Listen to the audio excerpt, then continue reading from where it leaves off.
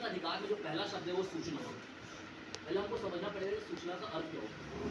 इसको मैं कोट करूंगा, एक जो विधिवेत्ता हो गए जेम्स एडिसन, उन्होंने कहा था कि ज्ञान हमेशा विजय होगा अज्ञानता पर, और ज्ञान का जो संप्रेषण है, मतलब ज्ञान का जो एकत्रीकरण, उसका माध्यम ही सूचना है। सूचना के अधिकार में सूचना का अर्थ है आंकड़ा या डेटा से ले सकते। सूचना का अधिकार भारत देश में 2005 में लागू हुआ, लेकिन हमारा भारत देश सन 1947 से आजाद हो गया। 2005 का जो सूचना का अधिकार है, इसको समझने से पहले हमें सूचना के अधिकार को, इतिहास को जानना चाहिए। 1766 में सूचना के अधिकार को फंडामेंटल राइट के रूप में ऐड कर दिया। इसकी तुलना में हमारा भारत देश लगभग 200 साल पीछे था। अंग्रेजों ने जो 200 साल गुलामी किया भारत देश में, उस समय उन्होंने सन 1923 में शासकीय गोपनीयता अधिनियम 1923 लाया, जिसमें धारा 5 और धारा 6 में यह मेंशन किया गया था कि किसी भी व्यक्ति को जो भारत क्षेत्र में निवास है, उसको सूचना का अधिकार नहीं दिया जाता। 1923 से 1947 तक अंग्रेजों का ये रूल चलता था।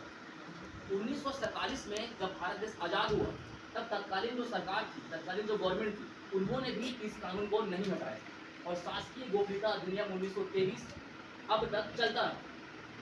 1975 में सुप्रीम कोर्ट में एक वाद आया। उस वाद का नाम था उत्तर प्रदेश बनाम राजनारायण, सन 1975। इसमें सुप्रीम कोर्ट ने एक गाइडलाइन जारी की कि सूचना का अधिकार भारतीय संविधान के भाग नंबर 3 का जो मूल अधिकार है, जिसमें आर्टिकल नंबर 19 अनुच्छेद नंबर 19 स्वतंत्रता का अधिकार की बात करता है, उसका क्लॉज नंबर 1 और सब क्लॉज नंबर 8 में ये माना गया कि सूचना का अधिकार आर्टिकल नंबर 19 का अभिन्न अंग। क्लियर? उसके बाद जब ये मामला गया 1990 में, 1990, और ये मामला गया 2002 में, तो जब 1990 में सबसे पहले इसके लिए जो जन आंदोलन हुआ वो राजस्थान में, और जन आंदोलन को करने वाली जो उसकी प्रणेता थी, उनका नाम था अरुणा राव। और ये जितना भी जन आंदोलन हुआ, इसके पीछे मजदूर संघ शक्ति संगठन का हाथ था। लेकिन उस समय तत्कालीन जो गवर्नमेंट था और विपक्ष के बीच में डिस्प्यूट होने के कारण 1990 में ये सूचना का अधिकार राजस्थान में भी लागू नहीं हो पाया। यही जब आगे गया तो सन 2002 में सूचना स्वतंत्रता अधिनियम 2002 आया, लेकिन 2003 में भी ये लागू नहीं हो पाया।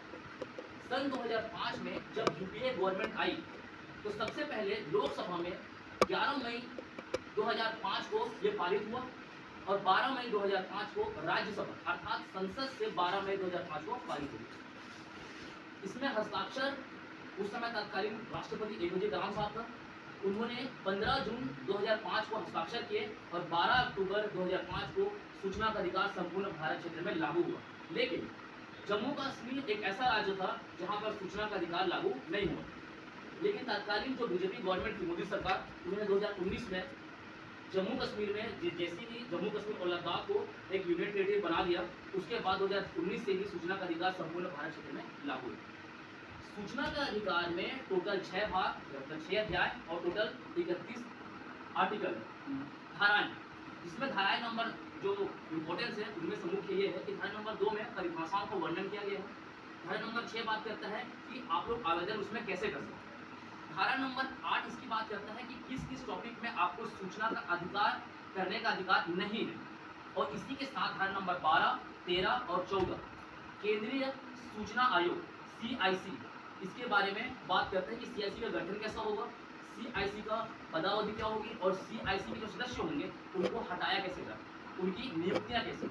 एक बात, धारा नंबर 18, 19 और 20 सूचना अधिकार अधिनियम 2005 के अंतर्गत धारा नंबर 18, 19 और 20 CIC केंद्रीय सूचना आयोग की शक्ति एवं कार्य के बारे में बताता है। जिसमें धारा नंबर 20 इम्पोर्टेंस इसलिए है क्योंकि यदि कोई सक्षम अधिकारी किसी भी प्रकार की सूचना देने में असमर्थ या जानबूझकर उस सूचना को छुपाता है, तो उसमें उसको दंड का प्रावधान किया गया।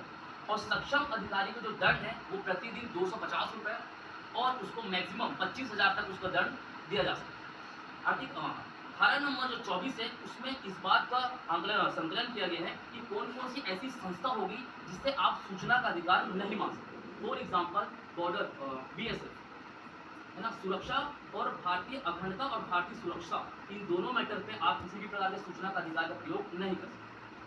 और अगर हम इसके उद्देश्यों को समझे कि इसको लाया क्यों गया, तो इसका मुख्य उद्देश्य यही था कि नागरिकों को अधिकार संपन्न बनाने के लिए, पहला पॉइंट। दूसरा पॉइंट, भ्रष्टाचार को रोकने के लिए, और तीसरा पॉइंट ये था कि वर्तमान की जो गवर्नमेंट है उसको अपने कार्यों के उत्तरदायित्व के बारे में समझाने के लिए कि आपको अच्छा काम करना चाहिए और भ्रष्टाचार ना कर सके। ये तीन ही मुख्य बिंदु थे सूचना के अधिकार को लाने के। अब हम इसको देखते हैं कि सूचना का अधिकार को फाइल कैसे करें। तो ये मेंशन किया गया सूचना का अधिकार 2005 धारा नंबर 6 में। आपको किसी भी विभाग में यदि सूचना चाहिए तो वहाँ एक जन सूचना विभाग होता है, वहाँ का सक्षम अधिकारी होता है, आपको उसको एप्लीकेशन लिखना पड़ेगा। एप्लीकेशन का माध्यम लिखित या मौखिक दोनों हो सकता है, जिसकी भाषा हिंदी, अंग्रेजी या फिर क्षेत्रीय भाषा में आप लोग लिख सकते हैं। यदि आपको उसका फॉर्मेट नहीं पता तो आप एक सादा पेपर में एप्लीकेशन डाल सकते हैं और वो एक्सेप्टेबल है। ठीक, एक बात इसमें शुल्क की बात इंपॉर्टेंट है। शुल्क की बात में ये किया गया कि यदि आप किसी भी जन सूचना विभाग या किसी भी विभाग के अंतर्गत जब पहली सूचना प्रेषित करते हैं तो आपको 10 रुपये चार्जेस लगता है। और पेजेस के हिसाब से A4 साइज पेजेस या A3 साइज पेजेस के लिए 2 रुपये पर पेजेस चार्जेस होता है। एक बात। दूसरी बात, आपको जब पहली अपील करनी होगी तो अगर आपने 1 जनवरी को पहले सूचना मांगा और 30 जनवरी तक आपको सूचना नहीं मिली तो 30 जनवरी के बाद को जो 30 दिन होगा वहाँ के समय में आपको पहला अपील करना होगा, और वो जो पहला अपील होगा वो उसी विभाग में करना पड़ेगा। क्लियर? एक बात। पहली अपील के जो चार्जेस होता है वो 50 रुपये मेंशन किया गया। एक बात। जब दूसरा अपील होता है तो दूसरा अपील जो होता है वो डायरेक्ट आयोग का होता है, या तो राज्य सूचना आयोग या फिर केंद्रीय सूचना आयोग। इसमें दो बातें डिस्प्यूट होती है। पहले कहा गया था कि जब भी कोई व्यक्ति द्वितीय अपील करे तो उसको 100 रुपये फीस देना पड़ेगा, लेकिन वर्तमान में अभी कुछ समय पहले गाइडलाइन जारी हुआ तब कहा गया कि किसी भी कंडीशन में सूचना के अधिकार में 50 रुपये से ज़्यादा फीस चार्ज नहीं कर सकते। एक बात। दूसरी बात, आपको सूचना अनेक माध्यम में मिल सकती है, जिसमें एक अच्छा माध्यम इलेक्ट्रॉनिक माध्यम। अगर आपको CD, DVD या फ्लॉपी में आपको सूचना चाहिए तो आपको 50 रुपये उसमें चार्जेस करना पड़ेगा। जितने भी सूचना संबंधी कोई विवाद होता है व्यक्ति के बीच में, आयोग के बीच में या किसी भी विभाग के बीच में, तो उसको नियंत्रण करने का जो अधिकार होता है वो मुख्य रूप से भारत देश के परिप्रेक्ष्य में केंद्रीय सूचना आयोग को।